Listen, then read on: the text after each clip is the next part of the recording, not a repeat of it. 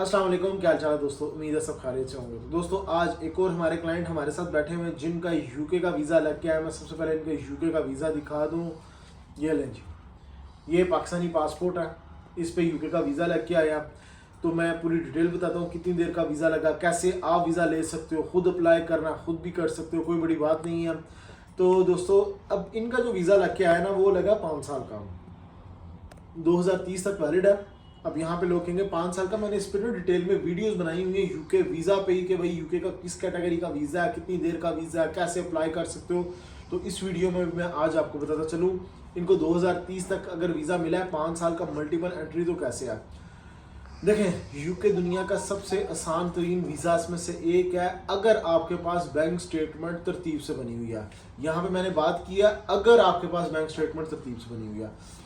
अगर आपके पास स्टेटमेंट नहीं ठीक या फिर आपने कैलकुलेशन इनकी ठीक नहीं की है, जो प्लान आपने ठीक नहीं डाला, तो आपको दुनिया का मुश्किल तरीन वीज़ा में से ये एक लगेगा आपका जब वीज़ा रिफ्यूज़ हो जाएगा। इसी तरह यूएस से दुनिया का आसान तरीन ममालिक में से एक कंट्री है जो वीज़ा आसानी से देता है। क्यों? इंटरव्यू 2-3 मिनट का वीज़ा मिल जाता है, जिसको नहीं मिलता उसके लिए मुश्किल है दुनिया का सबसे ज़्यादा वीज़ा लेना। मैं रिकमेंडेशन देता हूँ, सबसे पहले आपने जब यूके का वीज़ा अप्लाई करना सिंपल केस किया करें, 6 मंथ मल्टीपल एंट्री वाला, वो जो एक रेगुलर होता है। जब एक ट्रैवल करके आ जाओ फिर नेक्स्ट टाइम आप बेशक अप्लाई करें, और नेक्स्ट टाइम भी मैं ये रिकमेंड करता हूँ कि 2 साल का करें, फिर आप 5 साल का बेशक कर लें।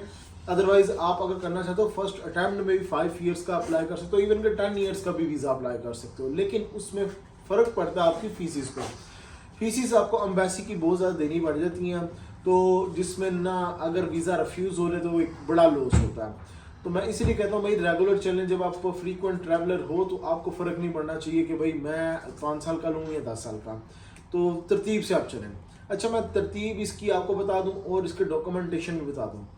डॉक्यूमेंटेशन में आपके पास पासपोर्ट होना चाहिए, आईडी कार्ड होना चाहिए, वीज़ा होना चाहिए, जिस भी कंट्री में रह रहे हैं। लाइक अमारात में रह रहे हैं तो यूएई रेजिडेंसी, सऊदी में सऊदी रेजिडेंसी, कतर में रह रहे हो कतरी रेजिडेंसी, यानी किसी भी कंट्री में रह रहे हो वहाँ का आईडी कार्ड उसे कहते हो, तो वो आपके पास रेजिडेंसी कार्ड होना चाहिए।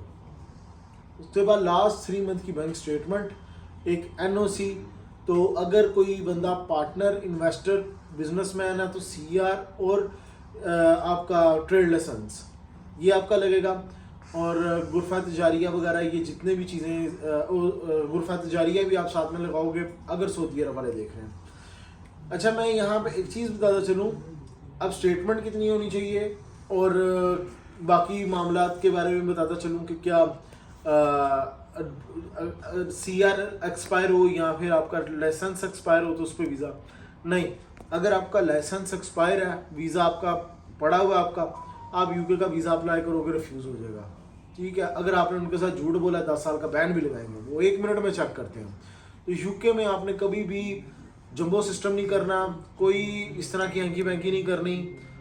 रेयर केसेस होते हैं जो निकल जाते हैं, अदरवाइज वो 10 साल का बैन लगवा के बैठते हैं। तो कोशिश करें 3 महीने थोड़ा सा वेट करके स्टेटमेंट वगैरह पे फोकस करके आप करें तो वो ज़्यादा बेस्ट है। अच्छा, 3 महीने की स्टेटमेंट बनानी कैसे है?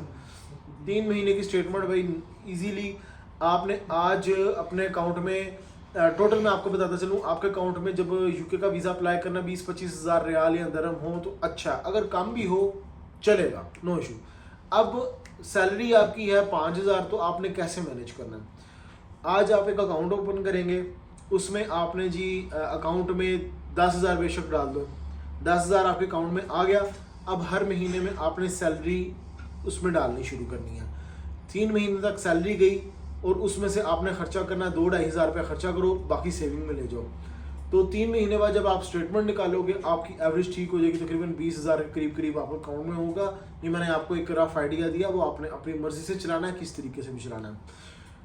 उसके बाद आपने जो प्लान रखना है यूके का वो बहुत ज़्यादा मायने रखता है वीज़ा लेने में, क्योंकि आपकी सैलरी 5,000 है, आप कहते हो कि मैंने यूके में जाकर 15 दिन रहना है और यूके में मैं अच्छे होटल में रहूँगा सब कुछ, और वहाँ पे जाकर मैं ख़र्चा करने वाला हूँ 25,000 दरम्स या रियाल्स इक्वल के, मैं बता रहा हूँ 20,000। सिंपल आपका केस रिफ्यूज़ हो जाएगा, क्योंकि आपकी सैलरी कम, आप ख़र्चा जो कर रहे हो वो जो कम, आप यूके में जाके कैसे कर सकते हो। अब ऐसी इस चीज़ पर रिफ्यूज़ करती है। करना क्या, सिंपल, आप डेज कम करेंगे, 6 डेज का प्लान रख लेंगे या 7 डेज का प्लान रखेंगे। हॉस्टल बेसिक आप वहाँ पे सिलेक्ट करें, होटल ना करें, चीपेस्ट होटल कर लें और प्लान कोई इजी सा दें, फिर आपका वीज़ा लगेगा। और अदरवाइज़ आपने जो भी प्लान रखना है वो अपनी सैलरी को, अपने खर्चे को और यूके में जाके जो खर्चा करना है उसको मैनेज करके आपने जो है ना वो अप्लाई करना है वीज़ा आपको 6 मंथ का मल्टीपल एंट्री मिल जाएगा। अपॉइंटमेंट आपको विद इन अ वीक मिल जाएगा। रिजल्ट में भी अब लोग कहते हैं हमने जल्दी जाना, भाई 1 दिन में भी आप यूके जा सकते हो। फीस होती है वो आप पे करो, सुबह पे करो, शाम को पासपोर्ट मिल जाता है, आपको रिजल्ट आ जाता है। तो एक 1 वीक वाला भी है, 2-3 दिन जिसे कहते हैं, लेकिन वो 1 वीक ले जाता है, वो वाला भी रिजल्ट है। और एक नॉर्मल 15 डेज वाला भी है। तो नॉर्मल वाले में किया करें 1-2-3 या हफ्ते में अपॉइंटमेंट मिलेगी, 15 डेज में रिजल्ट आ जाएगा, आप जाके यूके में याशी करें। अब यहाँ पे एक और चीज़ मैं बताता चलूँ, यूके वीज़ा पाकिस्तानी पासपोर्ट हो, इंडियन पासपोर्ट हो, कोई भी पासपोर्ट हो, हर बंदा अप्लाई कर सकता है। एक बड़ी अहम यहाँ पे बात बताते चलूँ, लोग कहते हैं हमारे पास टाइम नहीं है, हम पासपोर्ट होल्ड नहीं करवा सकते। पासपोर्ट नहीं होल्ड करवा सकते हो, कोई इशू नहीं है। यूके फैसिलिटी देता है आप 495 हो गया जी, पहले 386 था, अब 495 100 दरम इन्होंने बढ़ा दिया रियाल। तो वो आप एक्स्ट्रा पे करेंगे तो आपको पासपोर्ट विड्रा करके ही आपको रिटर्न कर देते हैं। पासपोर्ट विड्रा होगा, उसमें क्या होता है, आपको ईमेल आ जाती है, आपका रिजल्ट आता है कि जी केस अप्रूव्ड है, तो वो सिंपल आपको मेल करेंगे। अपना पासपोर्ट एम्बेसी में सबमिट करवाएं, VFS में आप सबमिशन करवाएंगे और विद इन अ डे आपका स्टिकर लगा के दे देंगे। हो सकता है उसी दिन लगा दें, हो सकता है आपने आज सबमिट करवाया तो कल आपको पासपोर्ट रिसीव हो जाए। तो ये एक इन्फॉर्मेशन है जो कि यूके की हर बंदा मुझसे पूछता, मैं बताता चलूँ कि भाई आप इजीली कर सकते हैं। मैं कॉन्ग्रेचुलेशंस बोलूँगा है साहब आपको कि आज आपको ये वीज़ा मिला, मेरे पास आए, मुझसे सर्विसेज ली हमारे से, हम पे बिलीव किया, इन्होंने वीज़ा लिया, आप भी ले सकते हैं। गाइस नेक्स्ट वीडियो मिलूंगा, नए टॉपिक पे ख्याल रखिए अपना, लेके अल्लाह हाफिज़। ओके, अस्सलाम वालेकुम, क्या हाल चाल है दोस्तों, उम्मीद है सब खैरियत से होंगे। तो दोस्तों आज एक और हमारे क्लाइंट हमारे साथ बैठे हुए हैं जिनका यूके का वीज़ा लग के आया। मैं सबसे पहले इनके यूके का वीज़ा दिखा दूँ, ये लें जी, ये पाकिस्तानी पासपोर्ट है, इस पे यूके का वीज़ा लग के आया। तो मैं पूरी डिटेल बताता हूँ कितनी देर का वीज़ा लगा, कैसे आप वीज़ा ले सकते हो, खुद अप्लाई करना खुद भी कर सकते हो, कोई बड़ी बात नहीं है। तो दोस्तों अब इनका जो वीज़ा लग के आया ना वो लगा 5 साल का, 2030 तक वैलिड है। अब यहाँ पे लोग कहेंगे 5 साल का, मैंने इस पर डिटेल में वीडियोस बनाई हुई है यूके वीज़ा पे ही कि भाई यूके का किस कैटेगरी का वीज़ा है, कितनी देर का वीज़ा है, कैसे अप्लाई कर सकते हो। तो इस वीडियो में मैं आज आपको बताता चलूँ इनको 2030 तक अगर वीज़ा मिला है 5 साल का मल्टीपल एंट्री तो कैसे है। देखें यूके दुनिया का सबसे आसान तरीन वीज़ास में से एक है अगर आपके पास बैंक स्टेटमेंट तरतीब से बनी हुई है। यहाँ पे मैंने बात किया अगर आपके पास बैंक स्टेटमेंट तरतीब से बनी हुई है। अगर आपके पास स्टेटमेंट नहीं ठीक या फिर आपने कैलकुलेशन इनकी ठीक नहीं की है, जो प्लान आपने ठीक नहीं डाला, तो आपको दुनिया का मुश्किल तरीन वीज़ास में से ये एक लगेगा आपका जब वीज़ा रिफ्यूज़ हो जाएगा। इसी तरह US से दुनिया का आसान तरीन ममालिक में से एक कंट्री है जो वीज़ा आसानी से देता है। क्यों? इंटरव्यू 2-3 मिनट का वीज़ा मिल जाता है, जिसको नहीं मिलता उसके लिए मुश्किल है दुनिया का सबसे ज़्यादा वीज़ा लेना। मैं रिकमेंडेशन देता हूँ, सबसे पहले आपने जब यूके का वीज़ा अप्लाई करना सिंपल केस किया करें, 6 मंथ मल्टीपल एंट्री वाला, वो जो एक रेगुलर होता है। जब एक ट्रैवल करके आ जाओ फिर नेक्स्ट टाइम आप बेशक अप्लाई करें, और नेक्स्ट टाइम भी मैं ये रिकमेंड करता हूँ कि 2 साल का करें, फिर आप 5 साल का बेशक कर लें।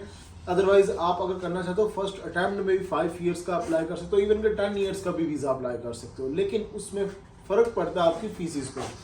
फीसिस आपको एम्बेसी की बहुत ज़्यादा देनी पड़ जाती हैं, तो जिसमें ना अगर वीज़ा रिफ्यूज़ हो रहे तो एक बड़ा लॉस होता है। तो मैं इसीलिए कहता हूँ भाई रेगुलर चलें। जब आप फ्रीक्वेंट ट्रैवलर हो तो आपको फ़र्क नहीं पड़ना चाहिए कि भाई मैं 5 साल का लूँ या 10 साल का, तो तरतीब से आप चलें। अच्छा, मैं तरतीब इसकी आपको बता दूं और इसके डॉक्यूमेंटेशन भी बता दूं। डॉक्यूमेंटेशन में आपके पास पासपोर्ट होना चाहिए, ID कार्ड होना चाहिए, वीज़ा होना चाहिए, जिस भी कंट्री में रह रहे हैं। लाइक अमारात में रह रहे हैं तो UAE रेजिडेंसी, सऊदी में सऊदी रेजिडेंसी, कतर में रह रहे हो कतरी रेजिडेंसी, यानी किसी भी कंट्री में रह रहे हो वहाँ का ID कार्ड उसे कहते हो, तो वो आपके पास रेजिडेंसी कार्ड होना चाहिए। उसके बाद लास्ट 3 मंथ की बैंक स्टेटमेंट, एक NOC। तो अगर कोई बंदा पार्टनर, इन्वेस्टर, बिजनेसमैन है तो CR, और आपका ट्रेड लाइसेंस,